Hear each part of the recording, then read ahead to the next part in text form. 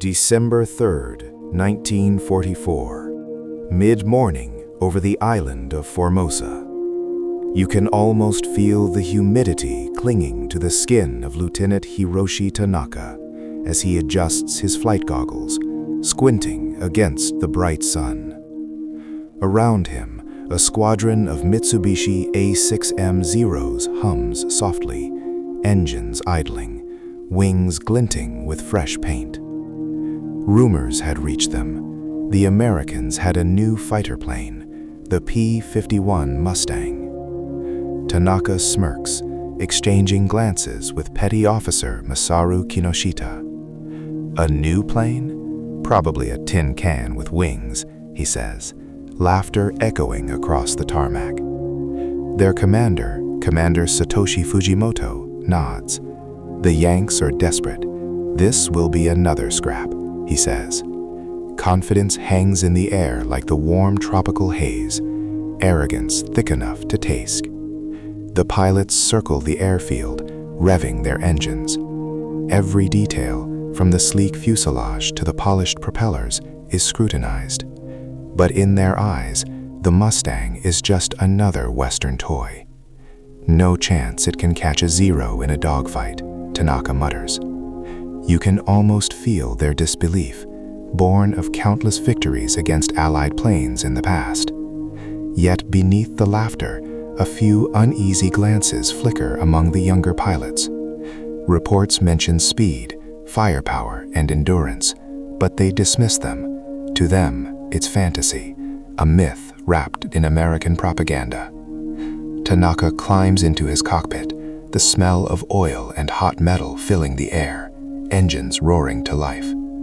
The squadron taxis down the runway, blades chopping the tropical air. The camera, if there were one, would catch the glint in Tanaka's eye. Excitement, confidence, blind certainty. And yet, far above the clouds, the first silhouettes of the P-51 Mustangs glide silently toward them, almost spectral, almost unreal. Then, a shadow crosses the airfield, a flicker of movement against the blue, something fast, too fast.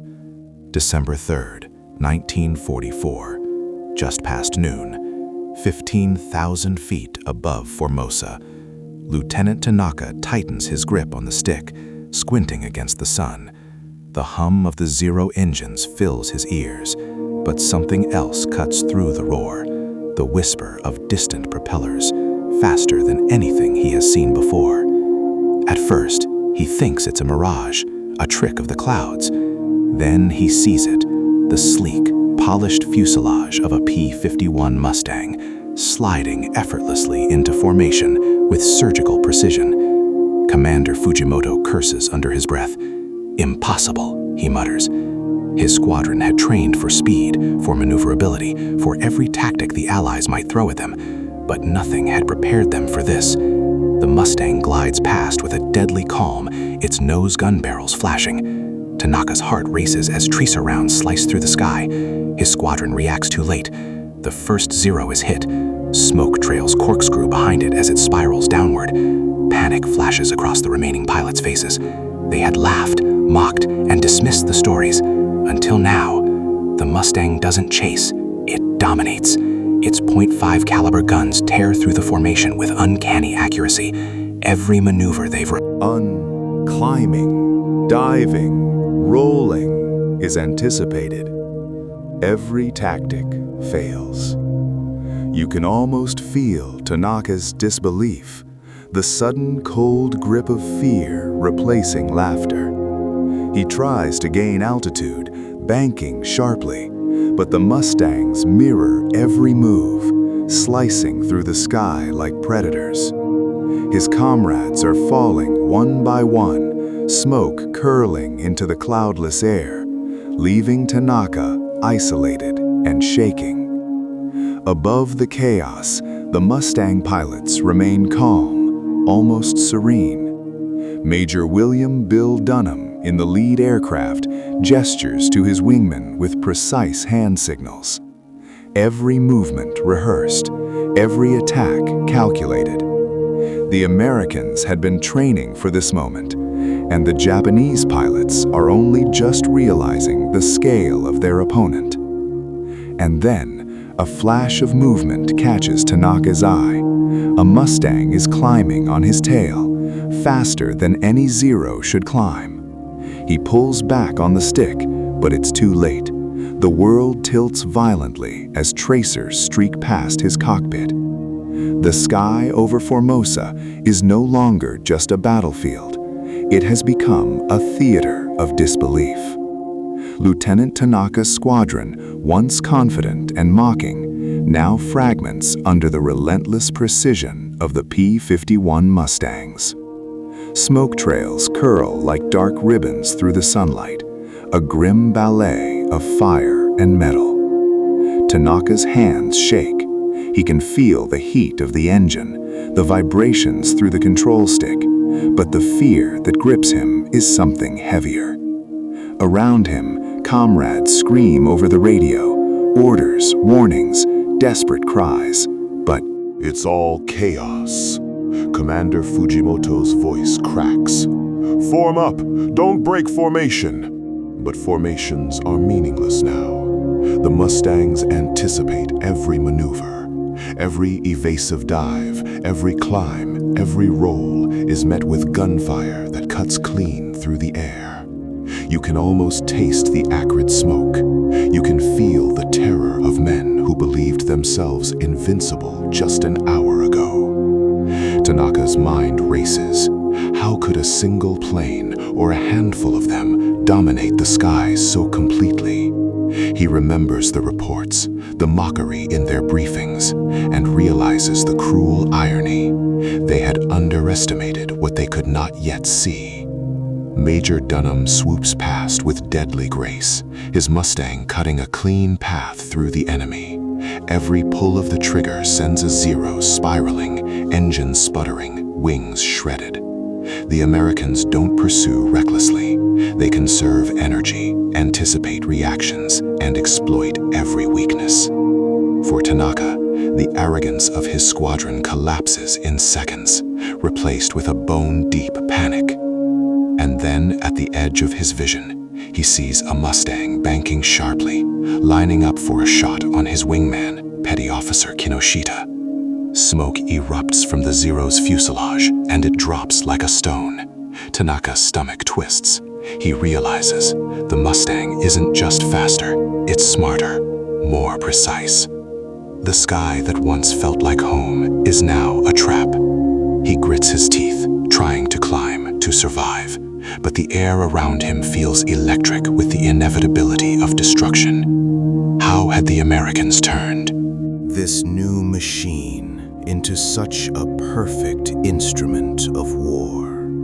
And more importantly, how many of them will make it home?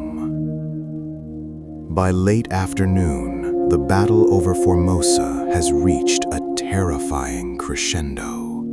Tanaka fights to stay in formation, but the sky is littered with spiraling Zeros, some smoking, some plummeting into the sea below. Every maneuver feels futile. Every instinct honed over years of aerial combat seems worthless against the P-51's unmatched speed and firepower. Commander Fujimoto, normally calm and unflappable, is shouting over the radio, issuing impossible orders. Break left, regroup, don't let them flank you. But the Mustangs anticipate each move. Major Dunham's squadron slices through the Japanese formation with almost surgical precision. You can almost feel the crushing weight of inevitability, the realization that the balance of power in the air has shifted irreversibly. Tanaka's hands are slick with sweat. He glances at the remaining pilots around him, younger men barely out of flight school, eyes wide with shock and fear. Even the veterans who had once laughed at the Mustang reports are pale and silent. For the first time, They understand that the P-51 is not just another plane. It is a predator, a machine designed to dominate, to end the myth of zero superiority in a single afternoon. The turning point comes when Tanaka sees the first Mustang banking behind him, lining up a perfect shot. But then, a surprising thing happens. The Mustang doesn't dive recklessly. It maintains discipline, conserving energy, positioning itself with calculated patience. Tanaka realizes they are not just fast, they are strategic, they are thinking. The Japanese pilots who had mocked the Americans hours ago now feel the full weight of what mockery can cost in war. Smoke and tracer fire fill the sky, the deafening roar of engines masking any other sound. Tanaka's squadron fragments entirely. Some pilots dive for cover, some loop desperately to escape, and some, tragically, never respond again. Amid the chaos, the Mustang pilots remain almost serene, methodical. Their calm contrasts sharply with the panicked Japanese cries over the radio. Tanaka's heart pounds as he fights to survive. He finally banks hard, peeling away from the engagement, watching as the rest of his squadron falls behind him. From arrogance to panic, from laughter to disbelief, the day has marked a new chapter in air warfare. The Japanese pilots had mocked the P-51 Mustang until it cleared their skies. The sun dips low over Formosa, painting the sky in streaks of orange and gray. But the air is still thick with smoke and the acrid scent of burning fuel. Lieutenant Tanaka finally lands on a battered airstrip, hands trembling as he kills the engine. The Mustang pilots have long since departed, leaving a silent battlefield behind. Around him, the wreckage of Zeros sprawls across the tarmac and the surrounding fields. Blackened fuselages, twisted metal, and scorched wings are stark reminders of the day's devastation. Tanaka steps out of his cockpit, knees weak, and looks at the faces of the few surviving pilots. No words are exchanged, only the heavy, unspoken acknowledgement that nothing will ever be the same. Commander Fujimoto paces, jaw tight, eyes scanning the horizon. They were faster, stronger, smarter, he finally mutters, almost to himself. Tanaka's mind reels. The arrogance that had filled the squadron hours earlier has been replaced by a sobering clarity.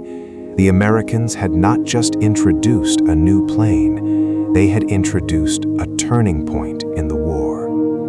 Across the island, American intelligence officers are already debriefing the Mustang pilots. Reports will circulate quickly. The Zeros were decimated, morale shattered, the skies no longer theirs by default.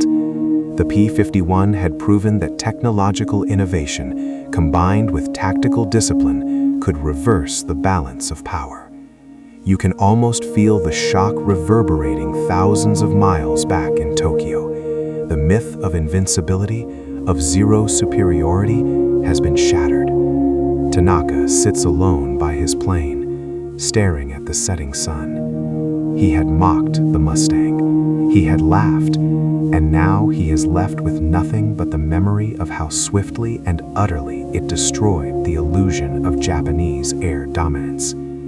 The lesson is bitter, personal, and unforgettable. Arrogance in war can be fatal. A distant engine roar reminds him of the Mustang still patrolling the skies above. And deep down, he knows, next time, there may be no chance to escape. The events over Formosa rippled far beyond the island itself. Within weeks, reports of the P-51's devastating effectiveness reached every Japanese air base across the Pacific. Pilots who had once dismissed the Americans' claims now read first-hand accounts of Zero squadrons shredded in mid-air, their morale crushed, their confidence in their own machines shattered. In Tokyo, senior officers convened emergency meetings. Admiral Mainichi Koga fumed as he studied reconnaissance reports. "The Americans have changed the rules of air combat," he said, voice tight with disbelief. "Their planes can reach our fighters before we can react. They can escort bombers all the way to our positions and strike without warning." Every analysis pointed to the same harsh truth. The Mustang had not just matched the Zero, it had surpassed it in every metric that mattered. Meanwhile, across the Pacific, Allied pilots celebrated quietly. The long-range P-51s allowed bomber formations to penetrate deeper into Japanese-held territories with unprecedented safety. B-29 raids became more efficient, air superiority finally shifting in favor of the Allies. Major Dunham and his squadron would later recount the Formosa engagement as a defining moment, the day the tide truly began to turn in the skies of the Pacific. Back at the airfields, surviving Japanese pilots like Tanaka struggled to reconcile their earlier arrogance with reality. Training programs were rushed, tactics revised, but the psychological damage was profound. The realization that their legendary Zeros could no longer dominate left them cautious, fearful, and hesitant in battles that had once been fought with confident aggression. The P-51 Mustang had done more than destroy enemy planes. It had destroyed assumptions, shattered overconfidence, and rewritten the rules of aerial warfare. What had started as mockery ended in stunned respect, and for the Japanese pilots who survived that day, the memory of the Mustang would haunt every mission that followed.